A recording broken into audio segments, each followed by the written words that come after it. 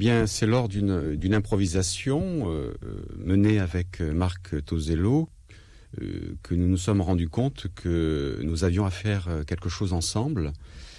Cette improvisation nous a amené à explorer, au travers de textes que j'avais écrits, la possibilité d'un récital.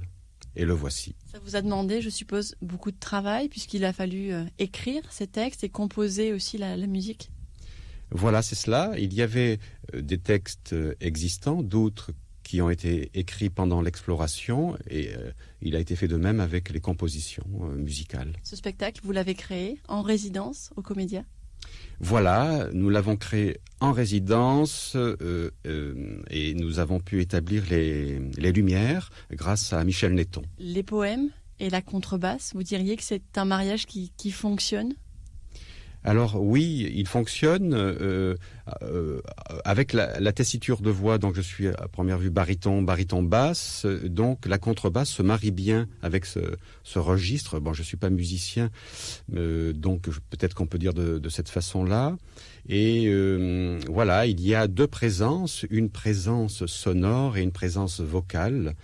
Et l'une n'est pas plus avancée que l'autre. Elles sont sur un pied d'égalité, elles sont dans le même acte poétique. L'idée, le fil rouge de ce spectacle, c'est d'inviter le spectateur à, en quelque sorte, se poser des questions sur ce qu'il est, sur ses croyances, sur toutes ces questions-là qui sont presque de l'ordre de l'intime, mais qu'on ne prend peut-être pas souvent aussi le temps de faire. Oui, tout à fait, et c'est intime à avoir avec le plus vaste. Et donc, le récital se présente comme un miroir qui est tendu, tout à fait, amoureusement, pour que chacun et chacune puisse voir, se voir, s'entendre. Le but, pour vous, c'était quoi ? C'était d'inviter justement que le spectateur ne soit pas juste passif, qu'il soit aussi acteur, que ce spectacle lui apporte quelque chose ? Oui, c'est cette possibilité, alors que dans une situation particulière où nous sommes témoins de quelque chose qui se passe devant soi, eh bien, cette situation-là nous amène à nous tourner vers l'intérieur. C'est le but de notre proposition, qu'il y ait ce voyage intérieur qui puisse nous amener au plus profond. Et peut-être, par certains textes, au plus vrai. D'où le titre aussi, par les semences de la lumière. On comprend bien cette notion de planter une graine, de laisser germer aussi.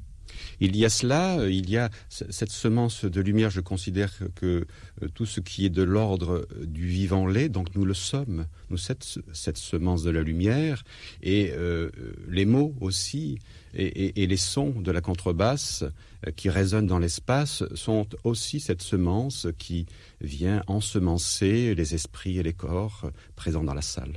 À qui vous destinez ce public, à qui vous destinez ce spectacle? À un public très large. On est aussi bien sur du public adulte, des amateurs de poésie, des amateurs de musique également, peut-être même des jeunes, des collégiens, des lycéens, pour les inciter à justement à réfléchir, à s'introspecter.